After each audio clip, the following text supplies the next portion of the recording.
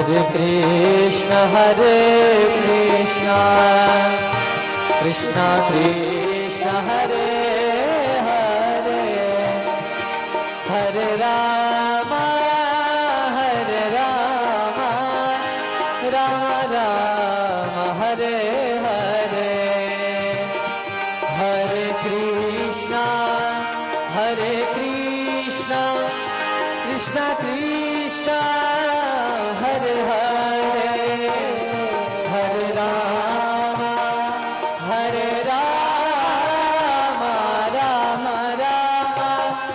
हरे हरे, हरे कृष्णा कृष्णा कृष्णा हरे हरे।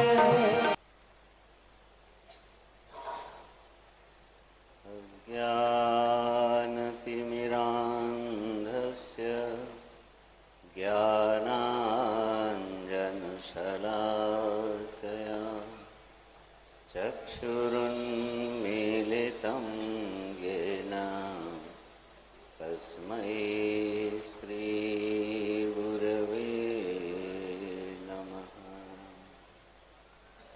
प्रपन्नपारिजाताय स्तोत्रवेत्रैकपाणये ज्ञानमुद्राय कृष्णाय गीतामृतदुहे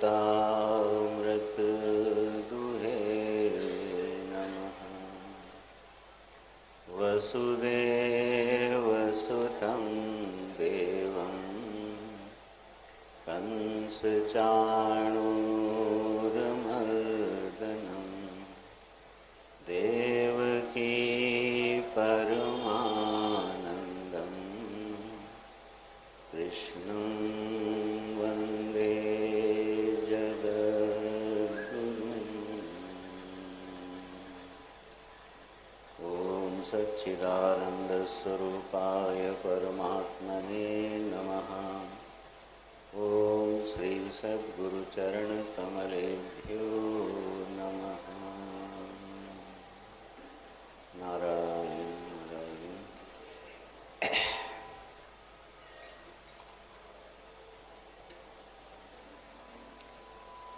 गुरुजनों के अनुग्रह से, भगवान की असीम कृपा से हम सभी लोग पुनः एक बार प्रतिवर्ष की भांति उन्हीं तिथियों में श्रीमद् भगवद गीता के माध्यम से परमात्मा श्री कृष्ण की अमृतमयी वाणी, जो संसार संतप्त जीवों के हृदय में अमृत की तरह वृष्टि करती है,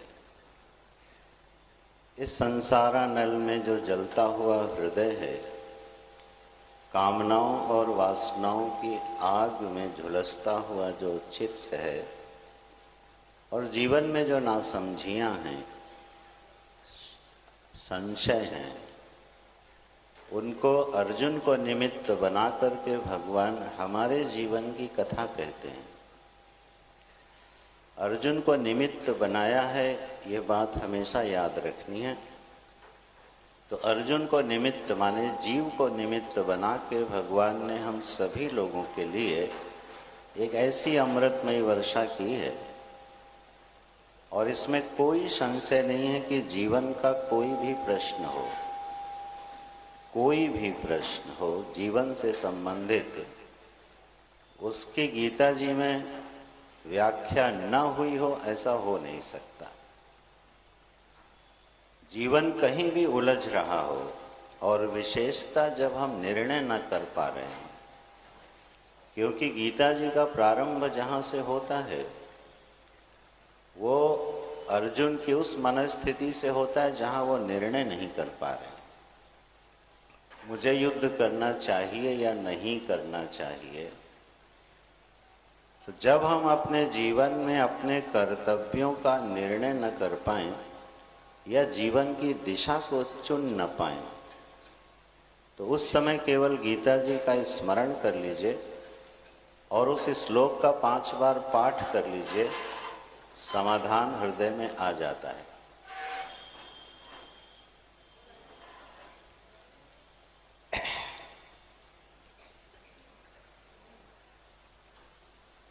और ऐसा कोई भी मनुष्य नहीं है जिसके जीवन में प्रश्न ना आते हो, संशय ना आता हो।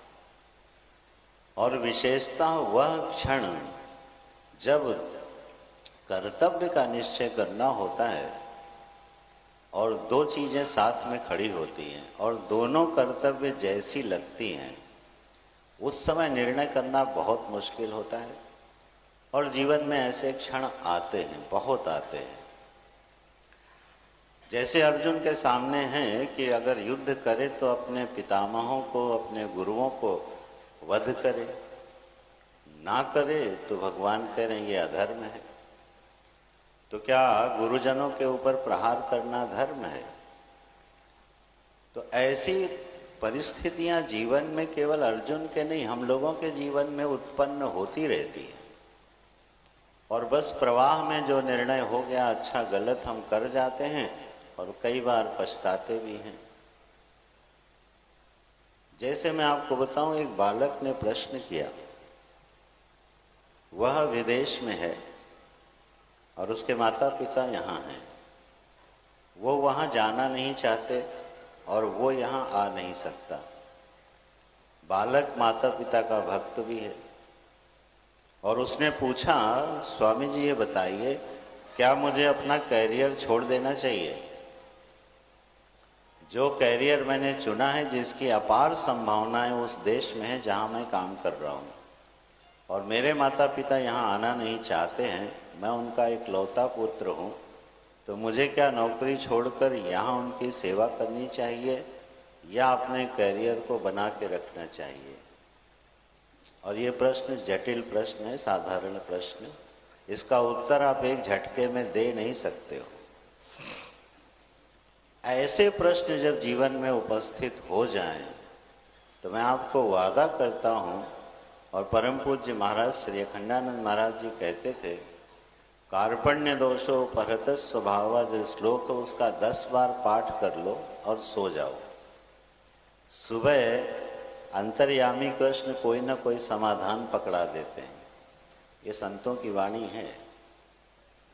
तो इस तरह से गीता जी हमारे जीवन में क्षण क्षण में प्रकाश करती रहती है। आप सभी लोग स्वाध्यायी हैं, उनकी महिमा तो उनका अध्ययन करने में ही है। तो आइए हम लोग प्रवेश करते हैं सीधे विषय में। और भगवत गीते हे अम्ब त्वाम अनुसंदधामि, गीता ध्यान श्लोक में आप लोग पढ़ते होंगे, हे माँ, हम आपका अनुसंधान करते हैं, हमारी मदद करो। अपने अर्थों को जरा हमारे सामने खोल के रख दो,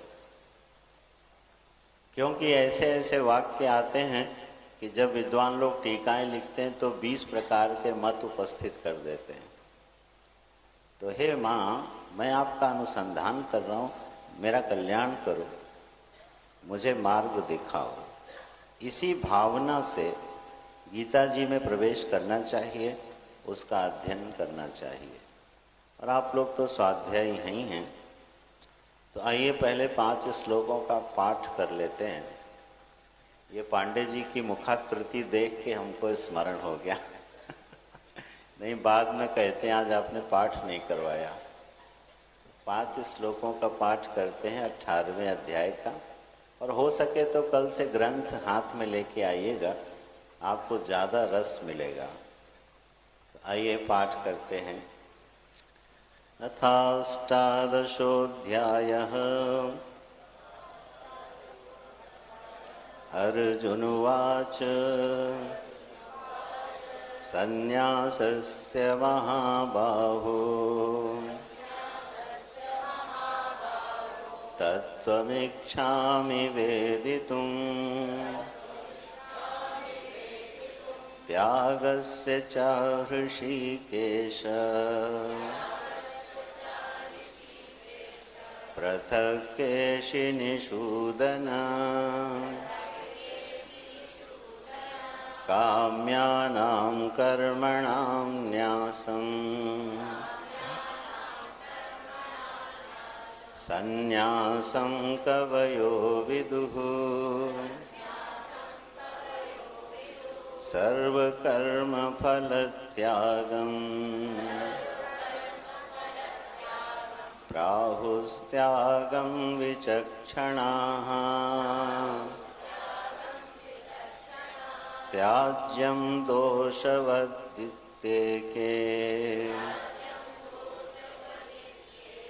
कर्म प्राहुर्मनीषिणः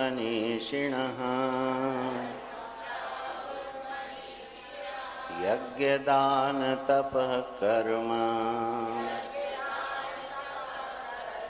न त्याज्यम् इति चापरे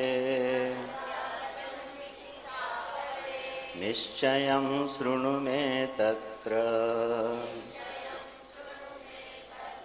त्यागे भरतसत्तमा त्यागो हि पुरुषव्याघ्र त्रिविधः सम्प्रकीर्तितः यज्ञदानतपः कर्म न त्याज्यं कार्यमेव तत् यज्ञो दानं तपश्चैव पावनानि मनीषिणाम् पावनानि मनीषिणाम्।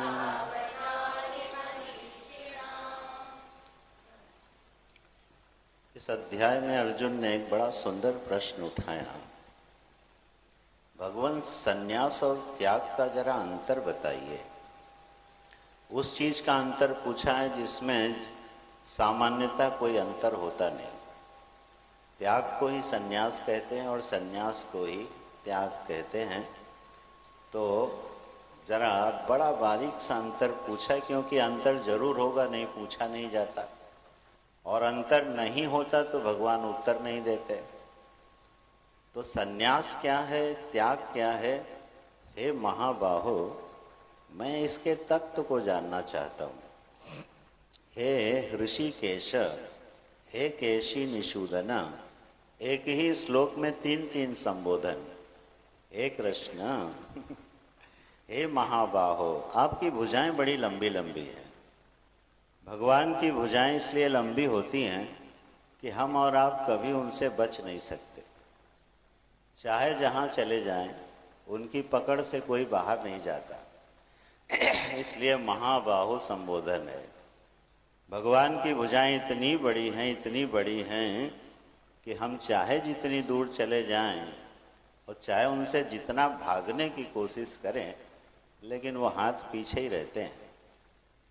जैसे कोई पक्षी आकाश में उड़े और बोले मैं आकाश का अतिक्रमण कर जाऊंगा, बड़ी लंबी यात्रा करने के बाद जब ठहरेगा तो पाएगा वो आकाश में ही है।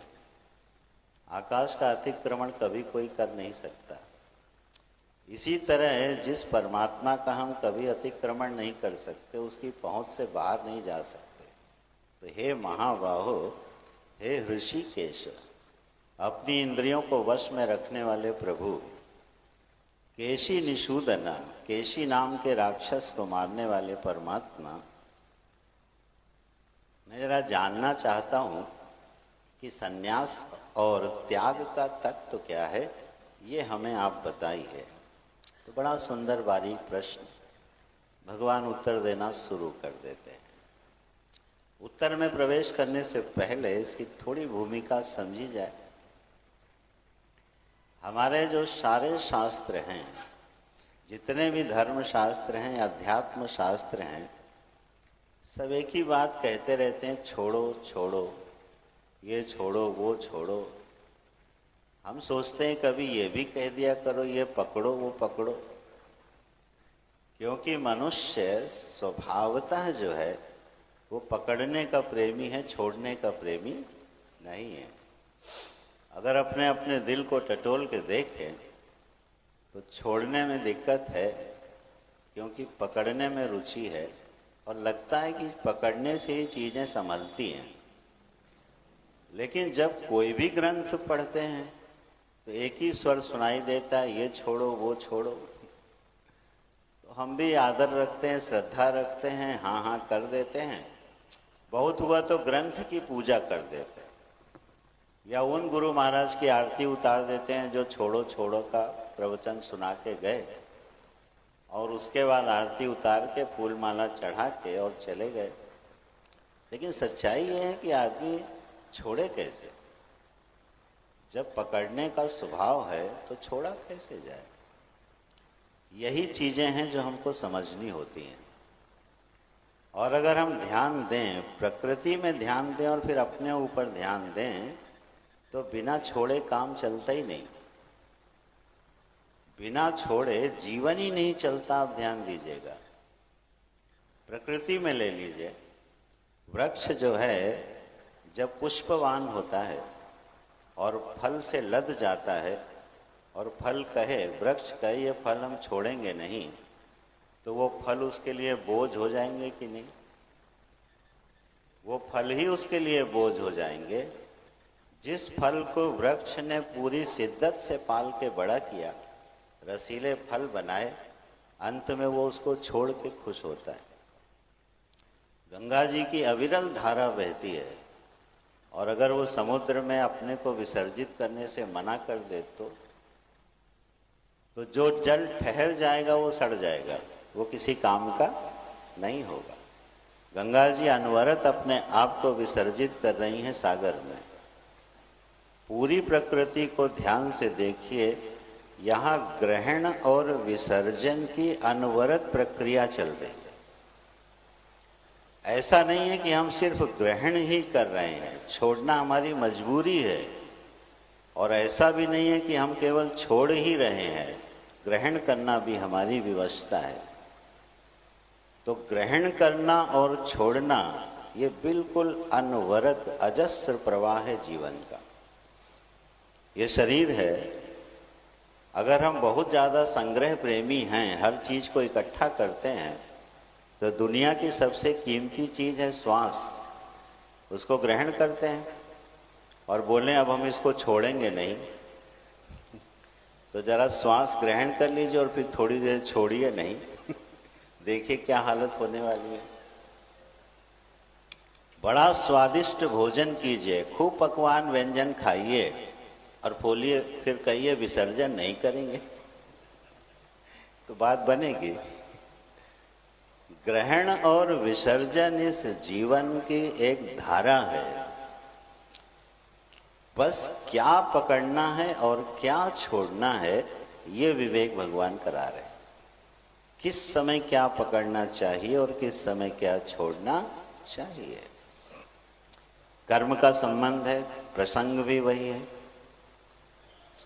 अच्छा, एक बात सोचिए, भगवान कह रहे हैं अपनी कामनाओं का त्याग कर दो, ठीक है, काम्यानाम कर्मणाम न्यासम, अपनी कामनाओं का त्याग कर दो। और हम कहें भगवान ये जरा मुश्किल दिखाई देता है। अच्छा, भगवान की वाणी को बाद में मिलाइएगा, पहले ये बताइए कि जीवन में हम कभी कामनाओं का त्याग करते हैं कि नहीं करते हैं। और जब आप ध्यान देंगे तो अपवाद ही कोई होगा, हर एक व्यक्ति को अपनी कामना छोड़नी पड़ती है, नहीं तो जीवन में कर्तव्य का निर्धारण कभी हो ही नहीं सकता। कामना का त्याग किए बिना आप जरा कर्तव्य करके दिखाइए। आप पिता हैं, माता पिता हैं, अब आप बताइए बच्चे के लिए आप अपनी कामना छोड़ते हैं कि नहीं छोड़ते? राष्ट्र का सेवक अपनी व्यक्तिगत कामनाएं छोड़ता है कि नहीं छोड़ता? अगर एक माता पिता अपनी कामनाओं का त्याग ही न करें तो वो कभी कर्तव्य परायण हो ही नहीं सकते। अरे, एक माँ अपने बच्चे का पालन नहीं कर सकती है, और तो और है। मैं तो आश्चर्य में पड़ जाता हूँ कि रात्रि में वो कितने बजे बालक उठेगा, उससे पहले माँ की नींद खुल जाती है। दिन भर घर का काम करती है और रात के बच्चे की नींद के हिसाब से अपनी नींद एडजस्ट करती है। ये कामना का त्याग नहीं है क्या? क्या वो अपनी रुचि का त्याग नहीं कर रही है? हम में से ऐसा कोई भी नहीं है जो अपनी कामना का त्याग ना करता हो, नहीं तो जीवन में कर्तव्य का जन्म कभी हो ही नहीं सकता। ठीक, तो कामनाओं का त्याग जब हमने किया तो मैं कर्तव्य परायण हुआ। इसको हमारे पूज्य गुरु जी बड़ा सुंदर वाक्य बनाते हैं। एक होता है रुचि परायण जीवन और एक होता है कर्तव्य परायण जीवन। और रुचि परायण जीवन जो है वह विनाश की ओर ले जाता है और कर्तव्य परायण जीवन उन्नति की ओर ले जाता है। ये बड़ी छोटी छोटी बातें हैं। आपको प्रातः काल सुबह उठना है, मान लीजिए, ठीक है, तो आप बताइए रात्रि में आप 1 बजे तक टीवी देखते हुए, चना कॉफी पीते हुए क्या रोज बैठ सकते हैं? हमारी आदत है, हम देर रात तक जगते हैं, दूरदर्शन का पास से दर्शन करते हैं और फिर हम सुबह 6 बजे 5 बजे उठ सकते हैं? कभी नहीं।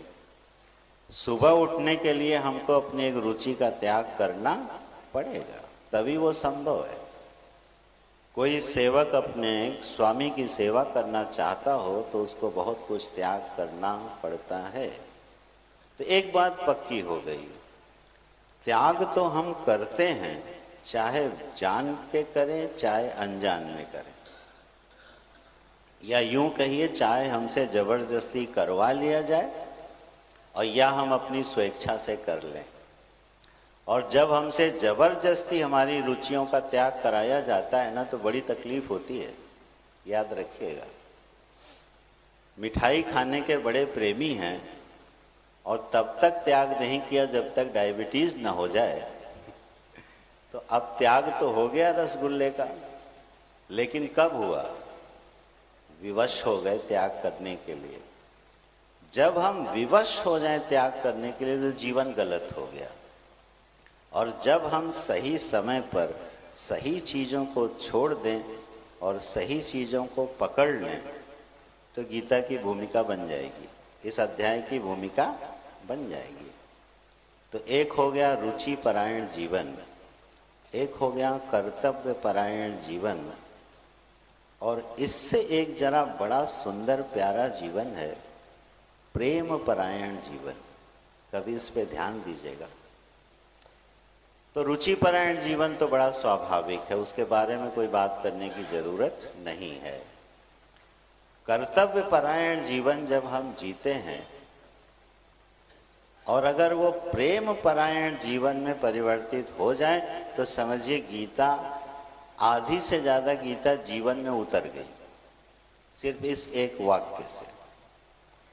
कर्तव्य परायण होना बहुत अच्छी बात है, लेकिन अगर प्रेम परायण हो जाए तो, जैसे थोड़ी जरा मीमांसा ध्यान से कीजिएगा। भरत जी ने 14 वर्ष राज्य किया प्रभु की आज्ञा से, अपनी रुचि का त्याग किया, नहीं करना चाहते थे, राजा बने। तो भरत जी ने जो 14 वर्ष शासन किया उसमें कर्तव्य परायणता थी कि प्रेम परायणता थी? सोच के जवाब दीजिएगा, हम आगे दूसरा दृष्टांत लाने वाले हैं।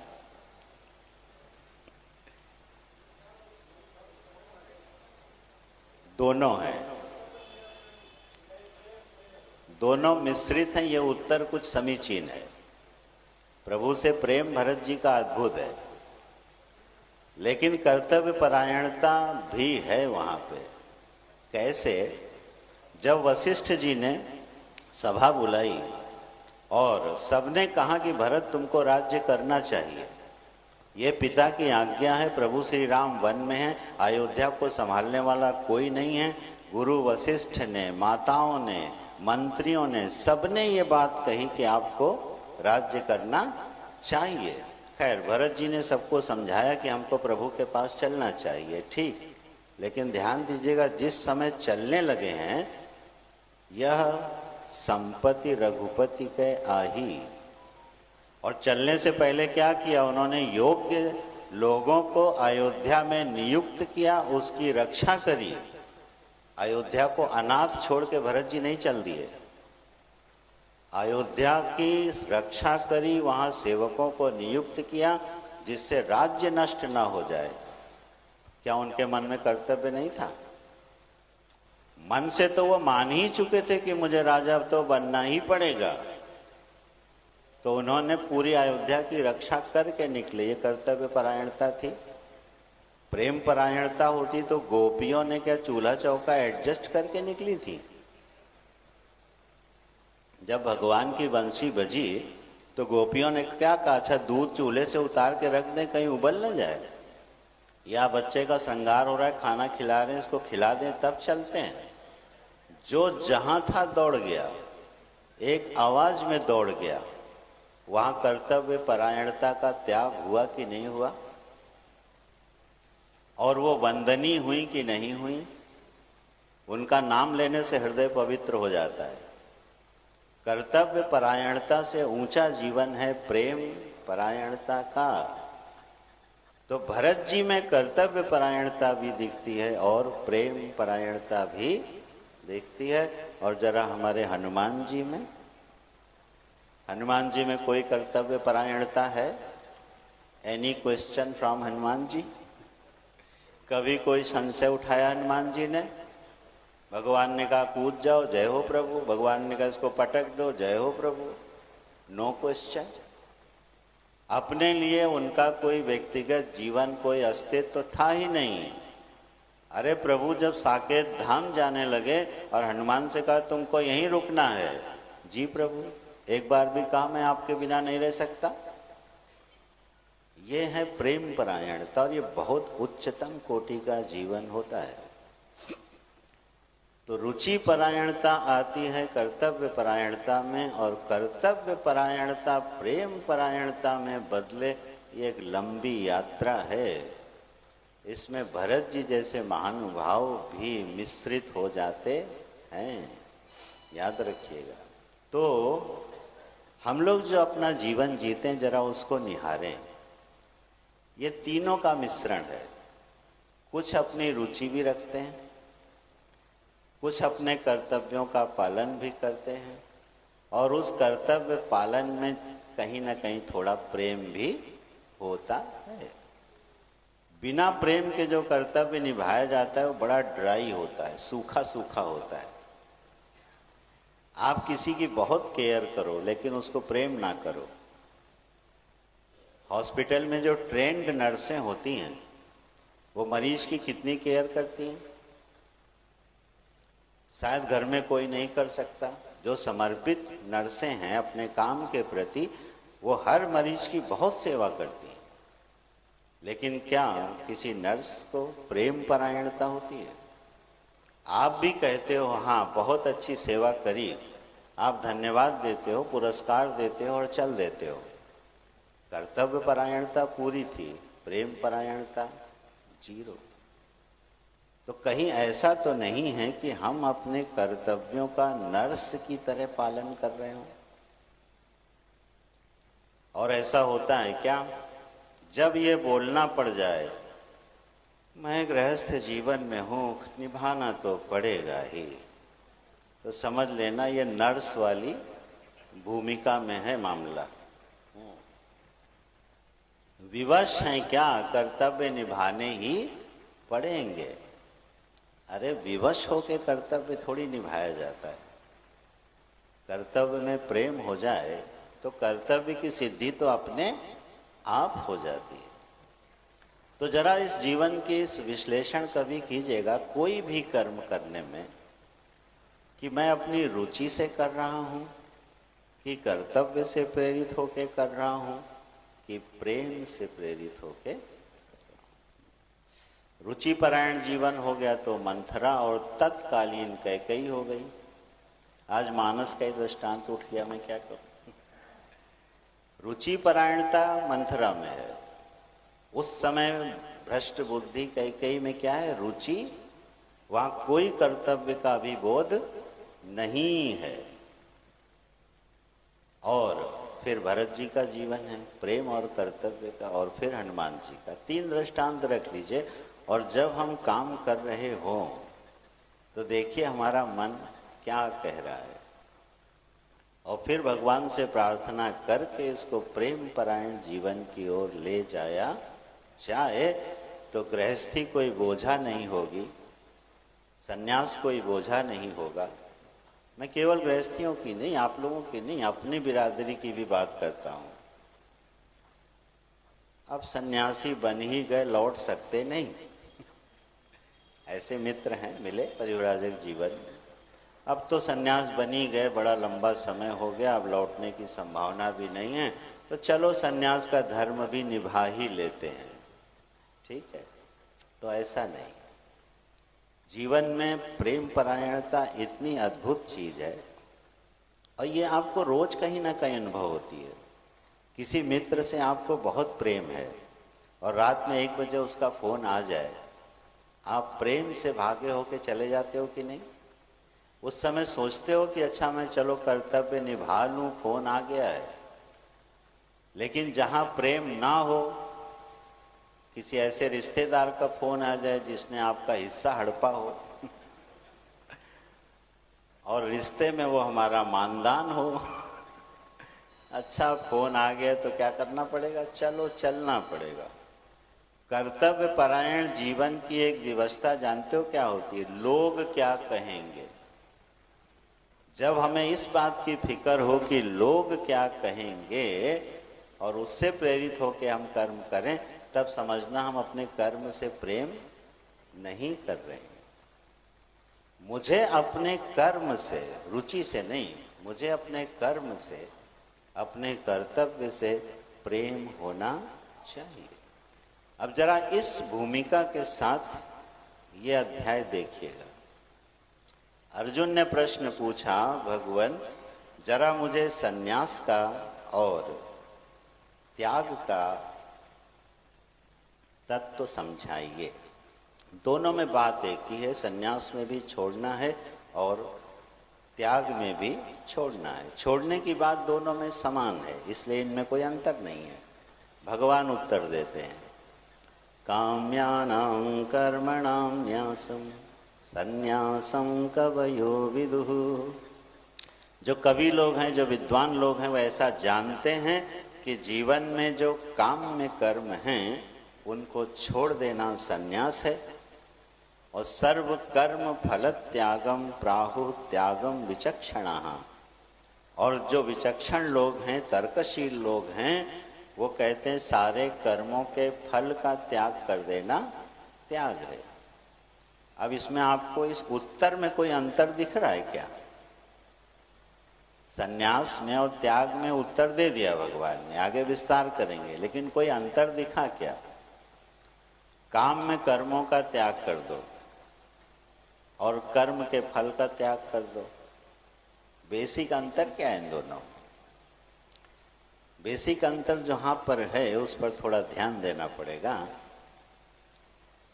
एक होता है कर्म के फल का त्याग, और एक होता है पूरे कर्म का स्वरूपतः त्याग। तो त्याग जानते हैं क्या है? त्याग वो पृष्ठभूमि है जिसमें सुखदेव जी जैसे अवधूत सन्यासी का कमल खिलता है। त्याग वो आधारशिला है जो हमें सन्यास के जीवन तक पहुंचाती है। ये और ये अंतर है इसमें। सन्यास वो परम फल है जीवन का जो किसी मनुष्य के जीवन में उतरता है, और उसकी आधारशिला कहाँ से बनती है? कर्म फल के त्याग से। यहां अंतर किया भगवान ने। अब वही एक शाश्वत प्रश्न खड़ा हो जाता है जिस पे चर्चाएं भी होती रही हैं और जब तक ये सृष्टि रहेगी होती रहेंगी। ये प्रश्न कभी सृष्टि से खत्म होने वाले, मैं चाहे यहाँ 25 साल आऊं, 30 साल आऊं और हमारे बाद के लोग आए, प्रश्न एक ही रहेगा, फल का त्याग करके काम कैसे किया जाए। ये हर साल का प्रश्न है कि नहीं? अच्छा, अभी तक सुलझ गया आप लोगों का? अगर सुलझ जाता तो ये प्रश्न दोबारा आता नहीं। और जो प्रश्न कभी सुलझेगा नहीं, जब तक आप उस प्रश्न से कभी बच के भाग नहीं सकते, याद रखिएगा। इसमें मुझे सती जी का ही दृष्टांत याद आता है। सती जी के मन में संशय हो गया कि ये राम ब्रह्म कैसे हो सकते हैं, और वो संशय उनका मिटा नहीं। महादेव के समझाने पर भी नहीं मिटा, शरीर बदल गया लेकिन वो संशय मिटा। अगले जन्म में भी वही प्रश्न है, केवल पूछने का तरीका बदला। प्रश्न वही है कि ये राम क्या ब्रह्म है जिनको आप प्रणाम करते हो। मरने के बाद भी प्रश्न नहीं मिटता है। तो ये अगर प्रश्न जीवन में आ जाए तो उसको सुलझा लेना चाहिए। ये वेद का आदेश है। ये तत्र ब्राह्मणाः सम्मर्षिणः अलूक्षाः धर्म कामाः स्युः। जब मन में प्रश्न आ जाए तो किसी योग्य ब्राह्मण विद्वान के पास जाकर के, आचार्य के पास जाकर के तावत पर्यंत प्रश्न करता रहे जब तक कि वो प्रश्न खत्म ना हो जाए, नहीं वो सब अंदर पड़ा रहेगा और मौके पर प्रकट होगा। प्रश्न सुलझा लेने चाहिए। अब अगर ये प्रश्न है कि फल का त्याग करके क्या कर्म किया जा सकता है, यही गीता जी का बड़ा मौलिक प्रश्न बार बार पूछा जाता है। तो कभी इस पर ये विचार करें, बहुत प्रैक्टिकल होके, माने वर्तमान हालात जो हमारे मनस्थिति है उसको ध्यान में रख के विचार करना चाहिए। क्या जीवन में एक भी काम हम ऐसा कर सकते हैं जिसमें फल की इच्छा ना हो और काम हो जाए? फल की इच्छा भी ना हो और काम हो जाए। जरा तीसरे अध्याय से 18वें अध्याय का अंतर समझिएगा।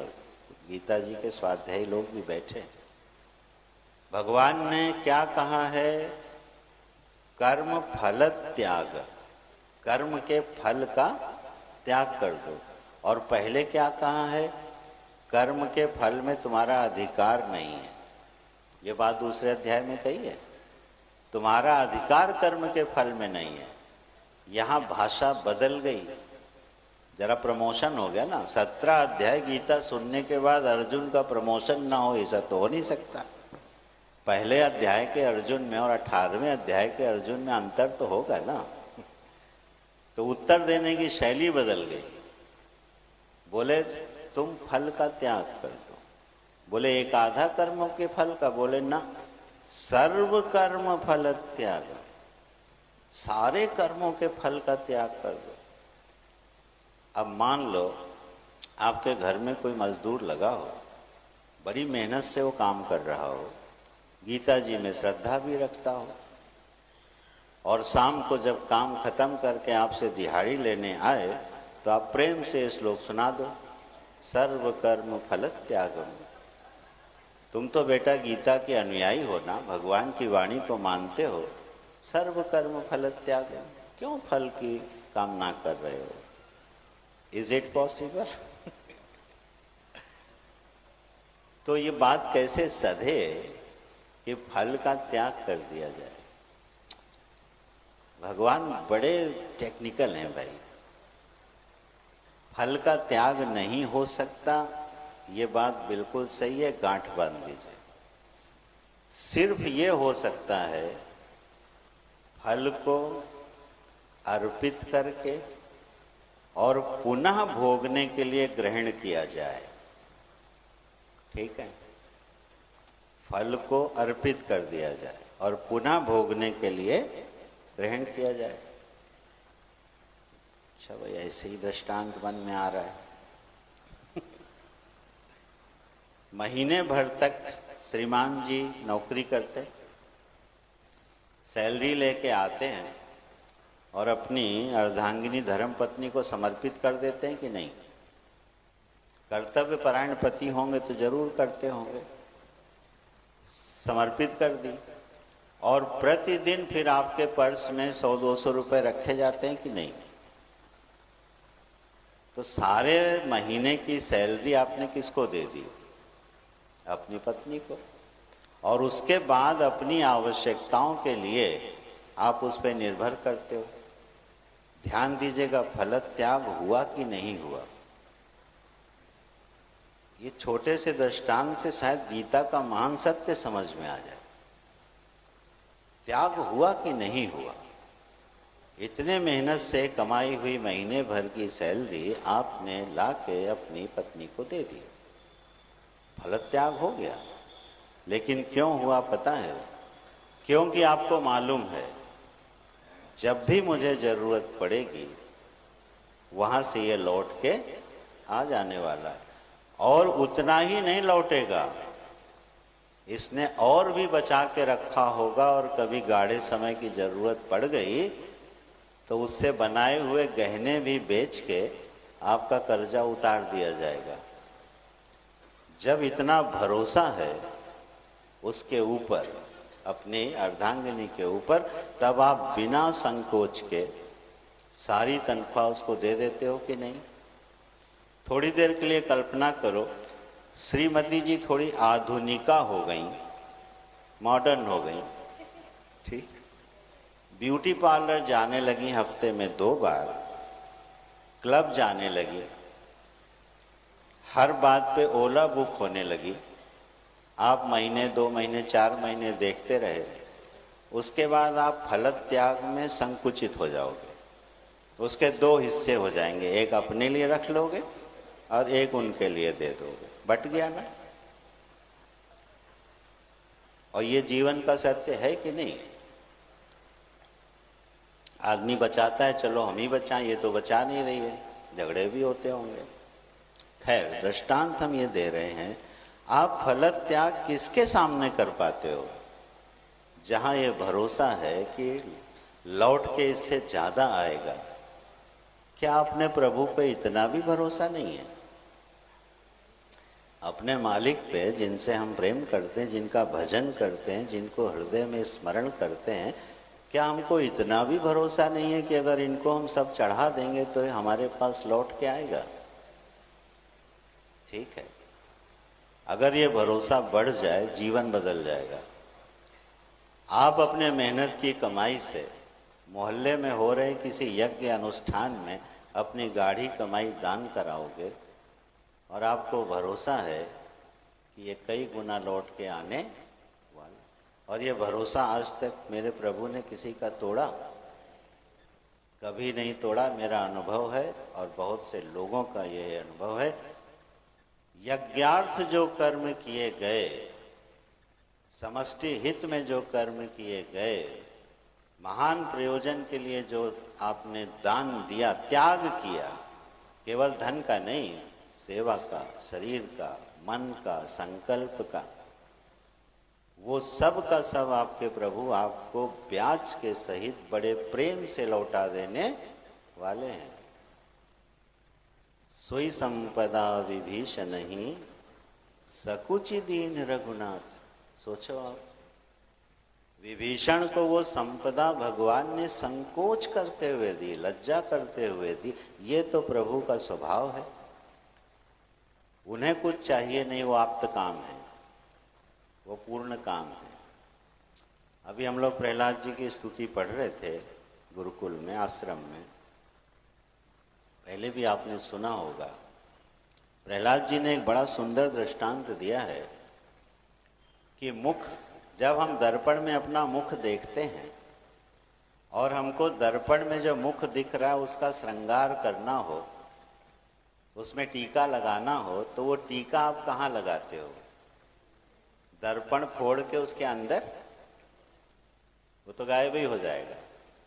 टीका बड़े शिद्दत से हम कहाँ लगाते हैं? अपने मस्तक पर।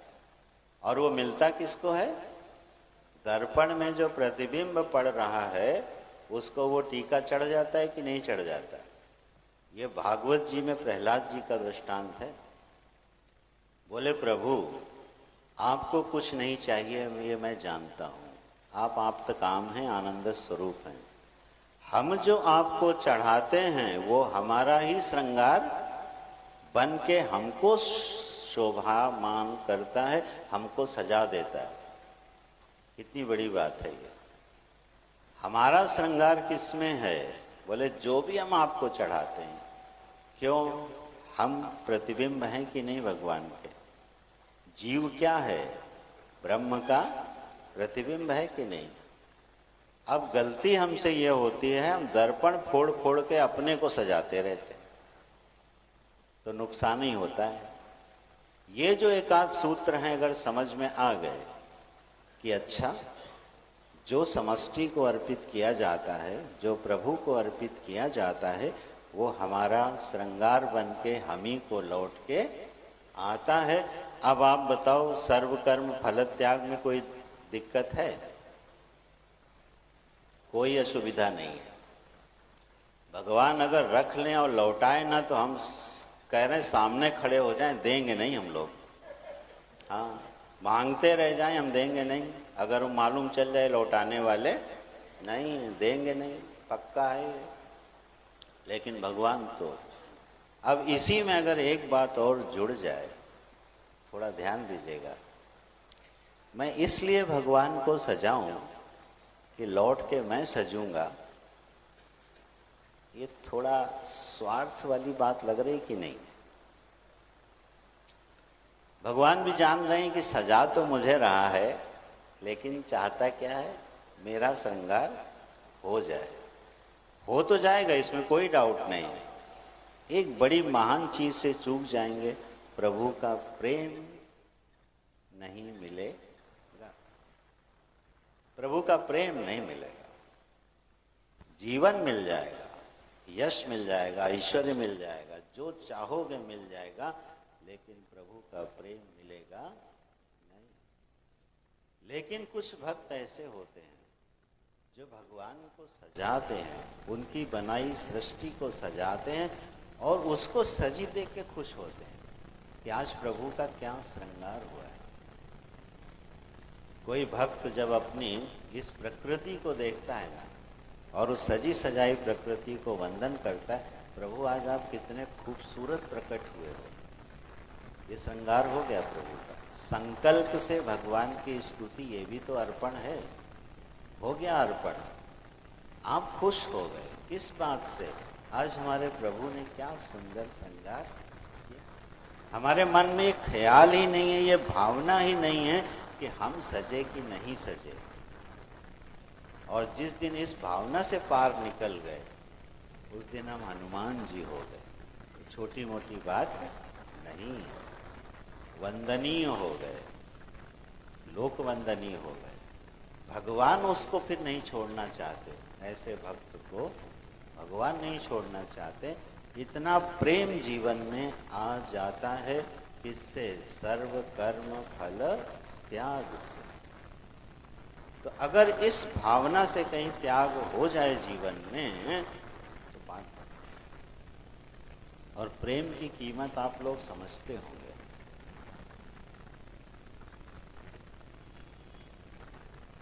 सब कुछ मिल जाए और आपको प्रेम ना मिले, आप उदास रहोगे, ये देख लेना।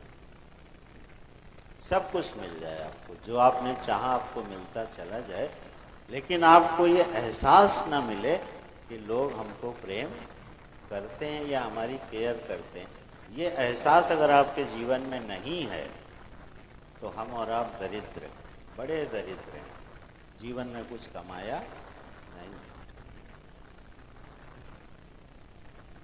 हमें अगर थोड़ा सा भी बुखार आ जाए और 4 आदमी आपको घेर के पूछ लें प्रेम से, तो आप आधे ऐसे ही ठीक हो जाते, ठीक।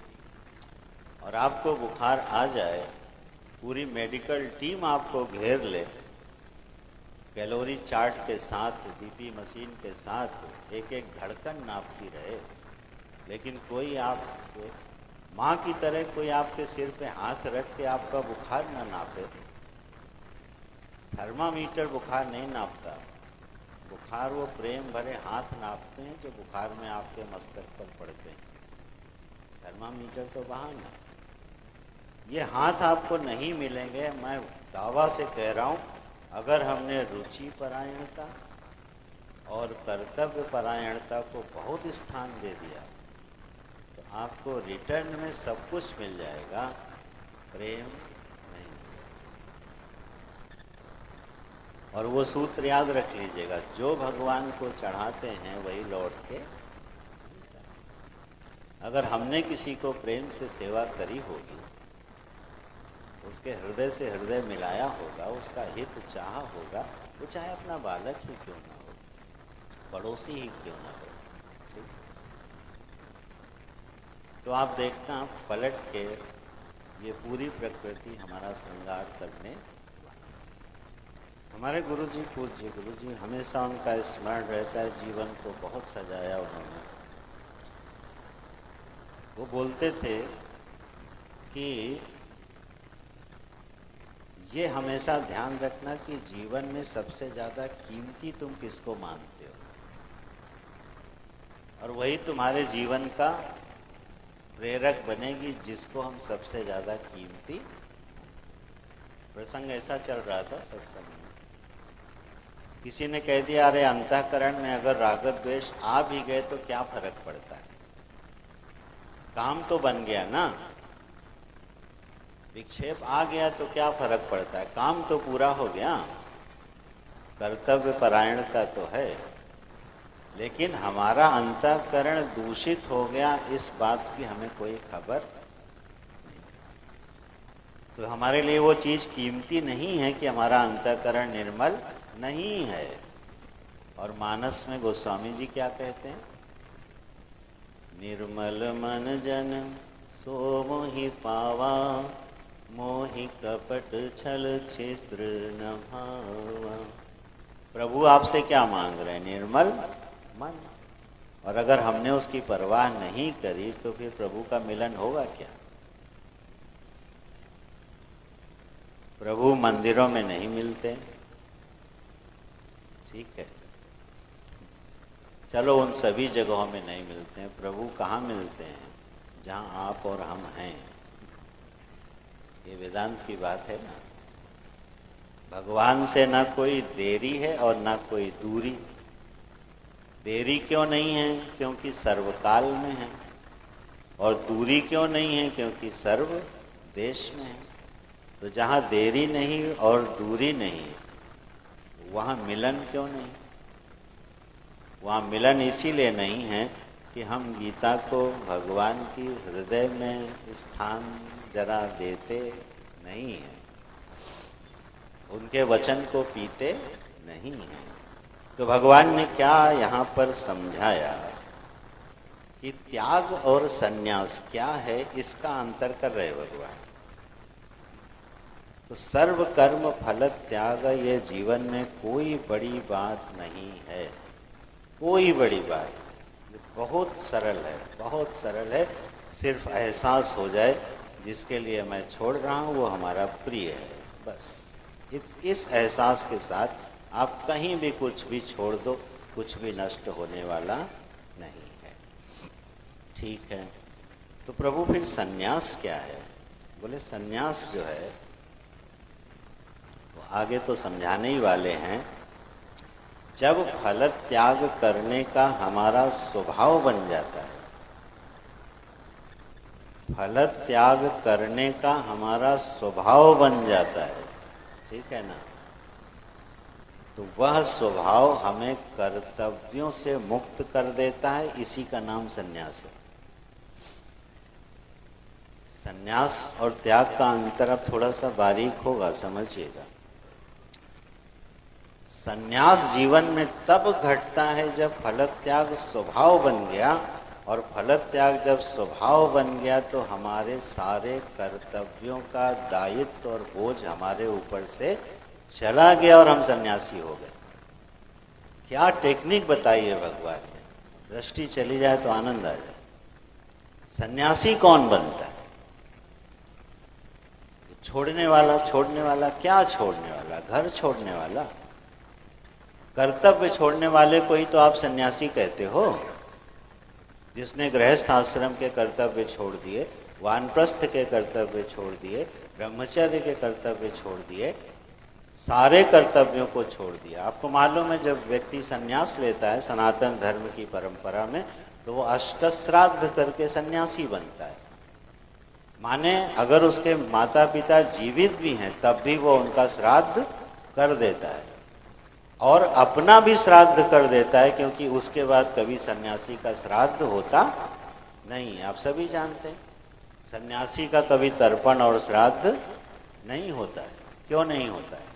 क्योंकि सारे कर्तव्यों से वेद ने उसको विनिर्मुक्त कर दिया।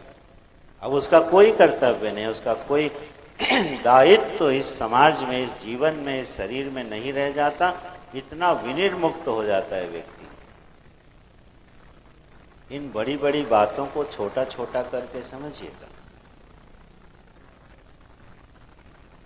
आप बताइए, फ्रीडम किसको पसंद नहीं है?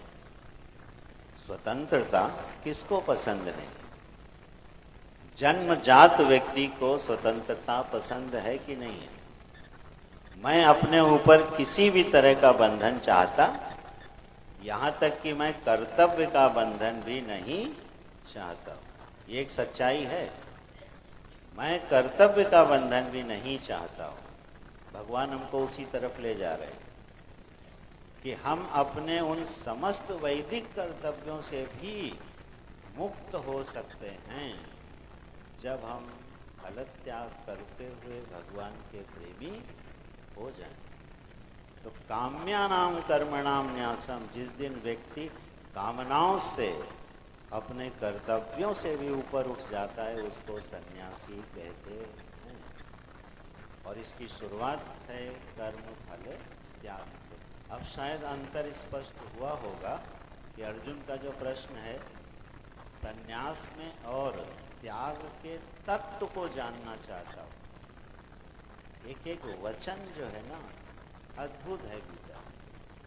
सन्यास क्या है ये बताइए, त्याग क्या है ये बताइए, ये प्रश्न अर्जुन का नहीं है। ये अंडरस्टैंड नाउ, 17 अध्याय सुनने के बाद, कि सन्यास किसको कहते हैं और त्याग किसको कहते हैं। प्रश्न है, हे महाबाहो, इसका तत्व समझाइए।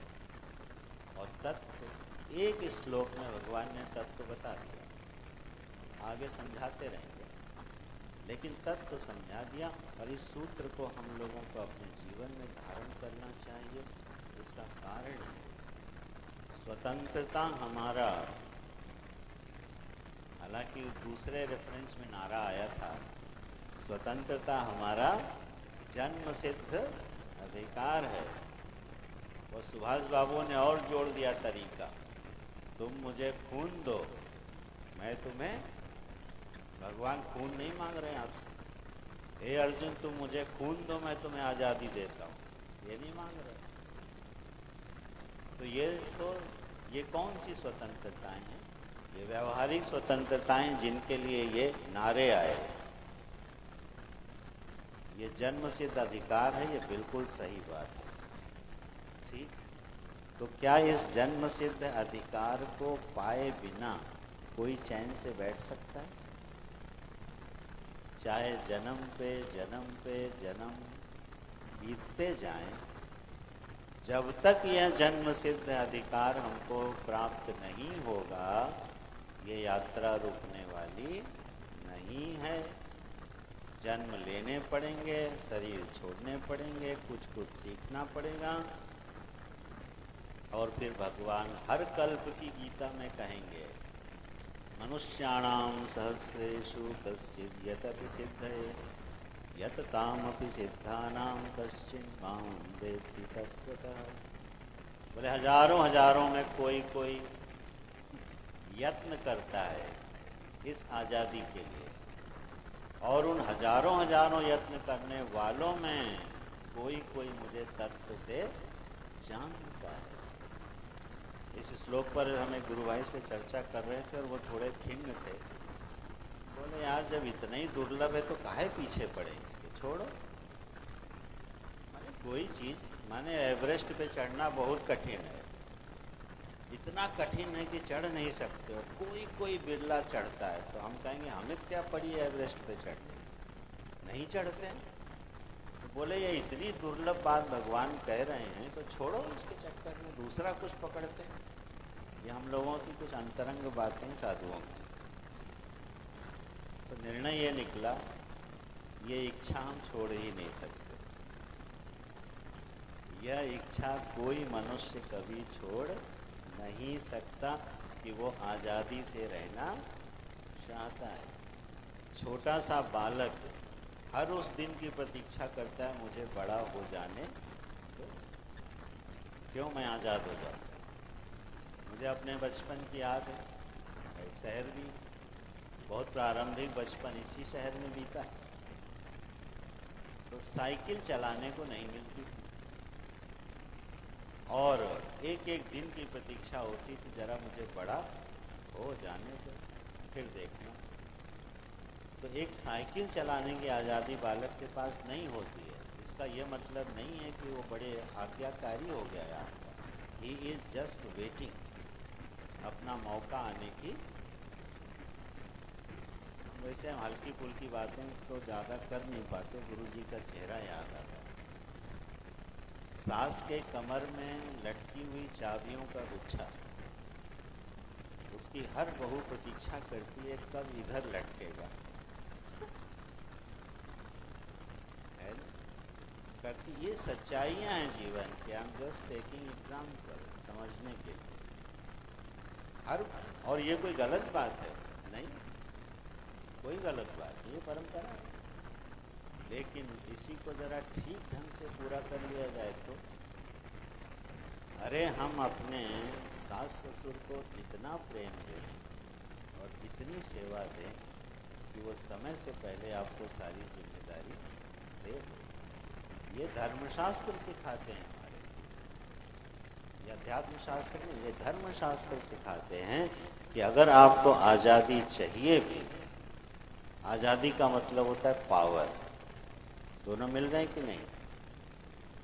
जिसके पास पावर जितनी है उतनी फ्रीडम उसके पास है। तो धन का बल, जन का बल, त्याग का बल, संस्कार का बल, विद्या का बल, ये सारे बल हैं शास्त्रों में गिनाए गए।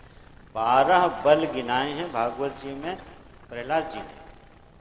ये 12 बलों से प्रभु आप संतुष्ट नहीं होते। मेरा कहने का मतलब होता है, बल का मतलब आज़ादी होता है।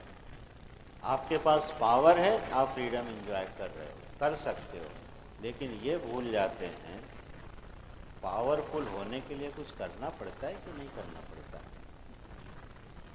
आकांक्षा हमारी गलत कब हो जाती है कि हम पावरफुल होने के लिए करें कुछ नहीं और पावरफुल हो जाएं, जो कि प्रायः राजनीति में हो जाता है और अन्य जगह भी हो जाता है। वो कर्म हम ना करें जिससे हमारा बल बढ़े और जिससे कि हमें पावर मिले और मैं फ्रीडम एंजॉय करूं, वो कर्म हम नहीं करते। और उसका बड़ा सीधा सीधे सरल सरल सी बात है, हम और आप सिर्फ लोगों को प्रेम करने लगे, कुछ नहीं करना है। अपने जीवन में प्रेम बढ़ाते जाएं, प्रकृति हमको पावरफुल बनाती जाएगी, क्योंकि प्रेम से बड़ी ताकत किसी में होती। इसलिए भक्त और प्रहलाद जी और अन्य भक्त भगवान की जब आराधना करते हैं, क्या कहते हैं? प्रभु आप तो प्रेम के अधीन हो और किसी चीज के अधीन। माने आप भगवान को अपने कब्जे में ले सकते हो। इससे बड़े पावरफुल कोई चीज हो सकती है? जिसके जीवन में भगवान उसके सेवक बन जाए, इससे बड़ी पावर इस दुनिया में है कोई? और उस पावर का सूत्र क्या है? प्रेम। हरि व्यापक सर्वत्र समाना, प्रेम ते प्रगट हो ही मैं जाना। सबरी का प्रेम हो, जीवों का प्रेम हो, उससे भगवान अधीन हो जाता है। लेकिन हम लोग मिस कर जाते हैं। पावर एंजॉय करने के चक्कर में इस सूत्र को भूल जाते हैं और वो हर रास्ता अपनाने लगते हैं जिससे लगता है कि दूसरों को भी पावर मिली है, हमको भी मिल जाएगी, और वो रास्ता गलत हो जाता है। मैं बड़ा आग्रह पूर्वक निवेदन करूंगा, भगवान के इन वचनों के मर्म को समझा जाए। प्रेमी से बड़ा ताकतवर कौन है? गोपी गोपियों ने अनंत कोटि ब्रह्मांड के अधीश्वर को नचा लिया प्रेम के बल से। निराकार को साकार कर दिया कौशल्या ने प्रेम के बल से। चलो ये तो बहुत बड़ी बड़ी बातें होगी। अपने घर और समाज जिसमें हम रहते हैं जरा प्रेम देना सीखें। और दूसरे तीसरे दिन लोग आते हैं कहते हैं स्वामी जी ये दुनिया ऐसी है, प्रेम प्रेम देना जो है बड़ा झंझट का काम है, आदमी बुद्धू समझने लगता है। आदमी सोच लेता है ये तो ऐसे ही है कि हमारे प्रेम का मिसयूज करता है। बड़ी कॉमन कंप्लेंट होता है। जब आप किसी को प्रेम करो तो सामने वाला हो सकता है आपको बुद्धू समझ ले। अरे बुद्धू तो है ही, वो किसी और ने समझ लिया तो क्या फर्क पड़ता। गीता की दृष्टि में गीता जी ने कितने बार बुद्धू कहा है? विषय भोगी को बुद्धू कहा, अपने को ना समझने वाले को बुद्धू कहा। सबुद्धिमान मनुष्येषु कर्मणि अकर्मया पश्येत अकर्मणि च कर्मय सबुद्धिमान मनुष्येषु। भगवान किसको बुद्धिमान कह रहे हैं?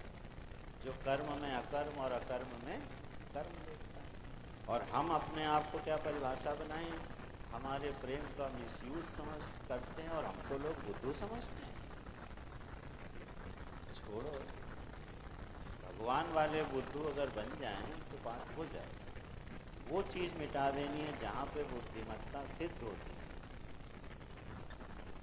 और अगर कुछ दिन लुट ही जाओ, थोड़ी हिम्मत का काम है, लेकिन थोड़े दिन लुट ही जाओ, कुछ ही दिनों में पाओगे आप लुटे नहीं, आप हार गए। ये सब अध्यात्म के बड़े प्यारे प्यारे रास्ते हैं। तुरंत हमारी गणित लगती है कि हमने प्रेम दिया, इसके बदले में इसने हमको क्या दिया? धन्यवाद तक नहीं दिया। तो आपने प्रेम कहाँ किया? आप तो धन्यवाद मांग रहे थे, आप तो क्रेडिट मांग रहे थे, आप उसकी आंखों में कृतज्ञता मांग रहे थे।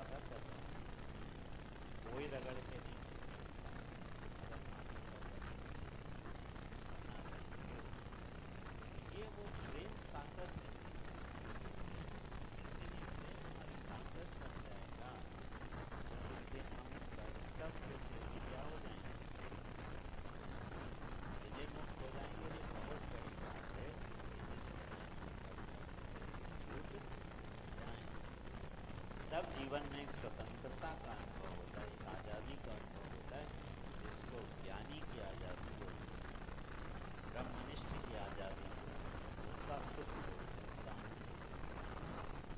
जिस समय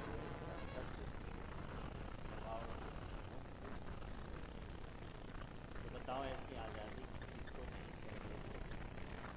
चाहिए हम सभी को। तरीका गलत है, और गलत तरीका जो है हमें आज़ाद नहीं करता, हमें गुलाम बनाता है। जैसे जैसे हम गलत तरीकों का इस्तेमाल करते जाते हैं, हमारी आज़ादी छिनती चली जाती है, और हो सकता है अंततः बस हम जेल में ही पहुँच जाए। पक्की बात 100% सत्य है। तो भगवान ने जो यहाँ अंतर समझाया वो बड़ा खूबसूरत अंतर समझाया। सर्वकर्म फल त्यागम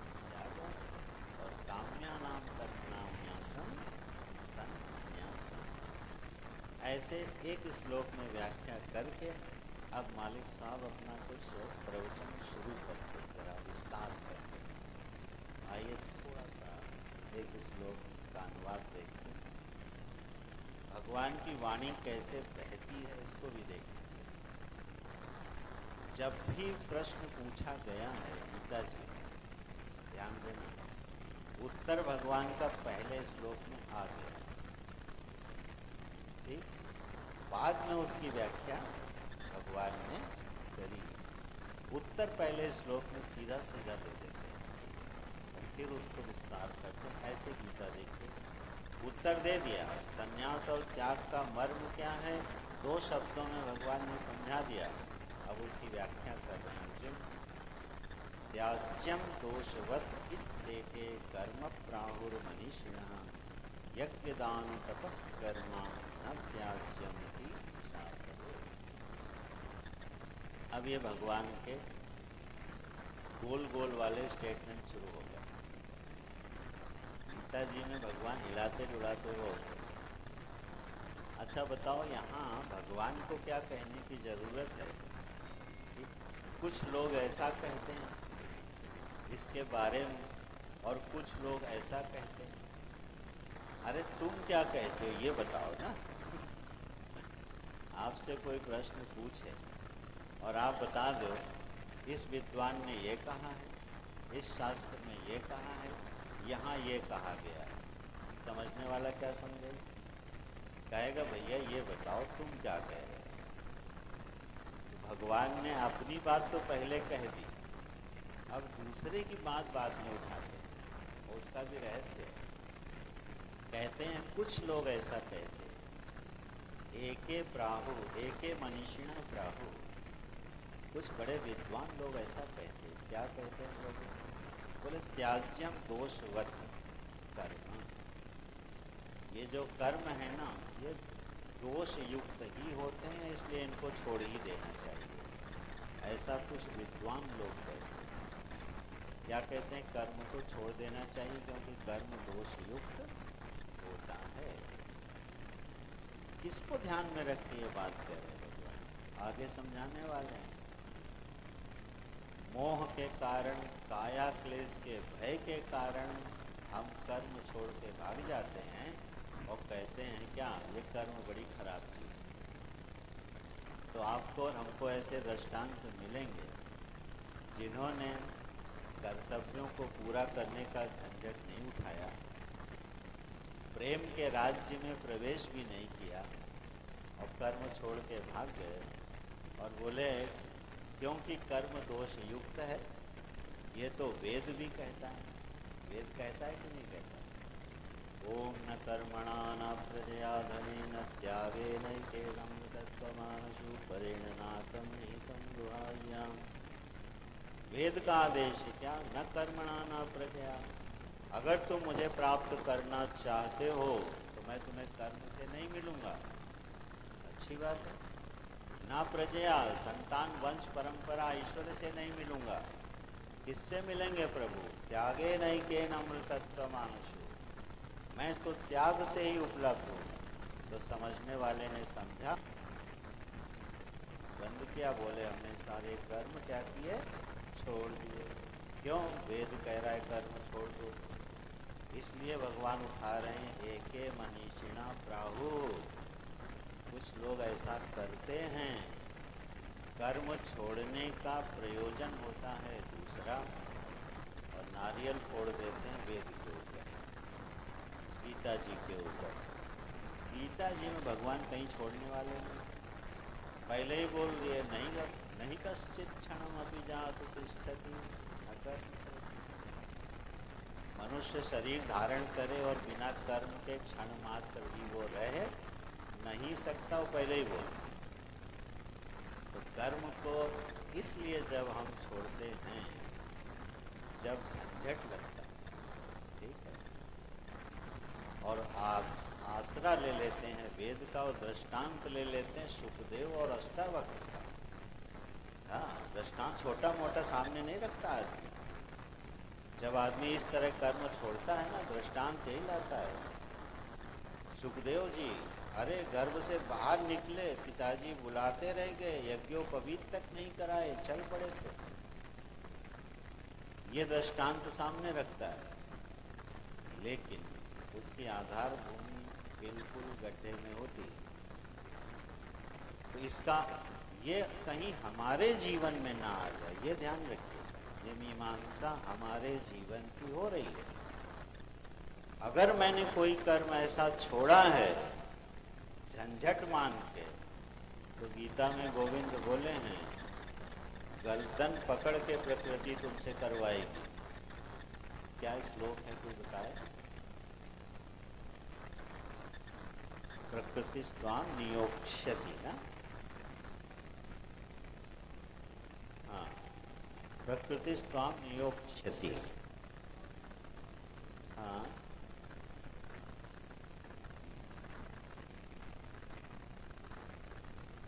प्रकृति स्वाम नियोक्ष्यति ये शब्द है। वहां प्रकृति तुम्हें गर्दन पकड़ के विवश करके उसी कर्म में फिर से ठोंक देने वाली है, और फिर वो यात्रा लंबी हो जाने वाली है, ये याद रखिएगा। इससे कोई बच नहीं सकता है। कभी भी कर्म छोड़ना की बात आए, अगर रुचि परायणता कर्तव्य परायणता को छुड़ा रही है, वहीं सावधान हो जाना चाहिए, उसी मोमेंट पे सावधान हो जाना चाहिए। हम अध्यापक हैं और बच्चों को पढ़ाते हैं, ठीक है, और हमारी प्रायोरिटीज बदल गई, हमारी परिस्थिति बदल गई, और अब हम बच्चों को ठीक से पढ़ाते नहीं हैं। केवल नौकरी कराते हैं, पारितोषिक ले आते हैं ना। अपनी रुचि परायणता से हमने कर्तव्य परायणता को छोड़ दिया। घाटे का मामला है, क्योंकि वो फिर गर्दन पकड़ के वही काम कराया। कभी ध्यान दीजिएगा, जो लोग युवावस्था में अपने कर्तव्यों का पालन नहीं कर पाते हैं, उनको वृद्धावस्था में करना पड़ता है। आप खुली आंख से देख लीजिए और उलट के देख लीजिए।